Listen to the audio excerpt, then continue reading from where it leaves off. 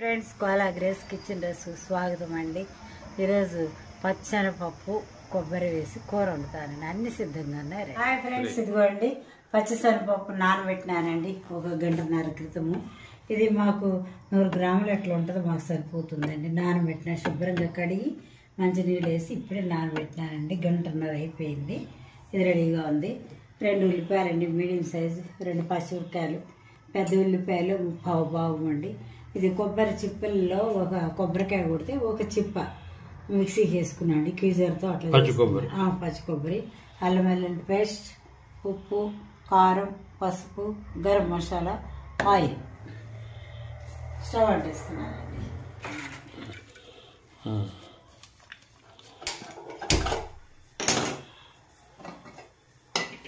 Mixie కడిగిన నీళ్ళు వేసేసినాను.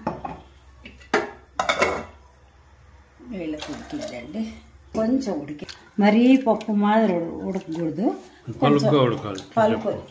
మరీ ఇది పప్పు అండి, పచ్చెనపప్పు మరీ మెత్తగా ఉడకకూడదండి, కొంచెం పలుగ్గా ఉంటే చాలు.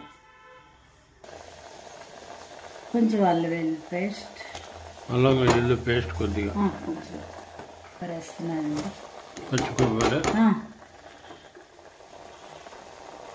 పసుపు, కారం ఎవరెవరు ఇచ్చలేండి.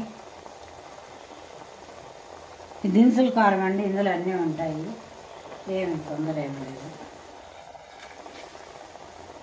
ఉప్పు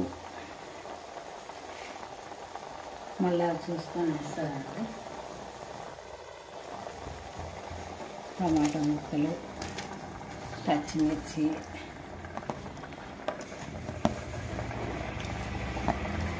ఇవి తాలింపులో తెస్తానండి.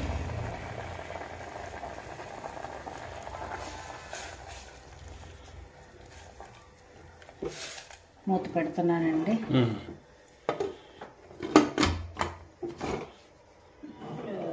2 లోపలే రావాలండి.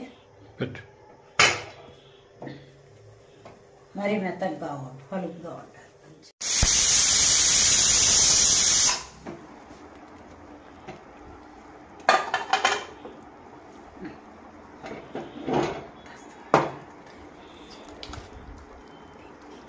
తాలింపు వేస్తుంది.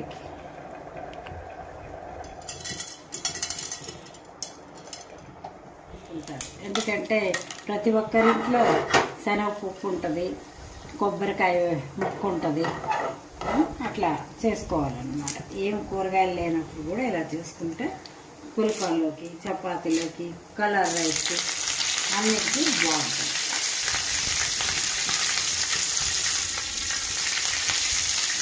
ముందుగా ఉల్లిపాయలు,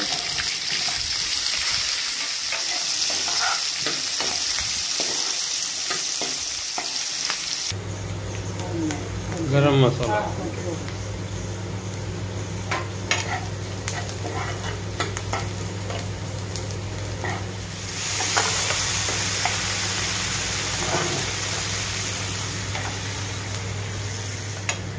ఇవి రోటీస్కి, చపాతీలకి, జొన్న రొట్టెలు, పుల్కాలు, కలర్ రైస్, కొబ్బరి అన్నం అన్నిటికీ సరిపోతుందండి.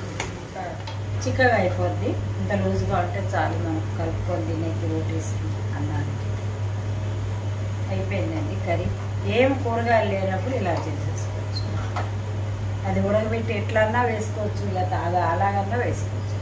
ఇట్లా పచ్చిశనగపప్పు మరియు పచ్చి కొబ్బరి వేసి కూర తయారు చేసినామండి. సర్వింగ్ బౌల్ సిద్ధంగా ఉందండి, టేస్ట్ చేసి చెప్తాం. ఫ్రెండ్స్, నా ప్లేట్లో పచ్చిశనగపప్పు కూర ఉందండి. అన్నం వేసుకున్నాను, కలుపుకున్నాను, బాగా వేడిగా ఉంది.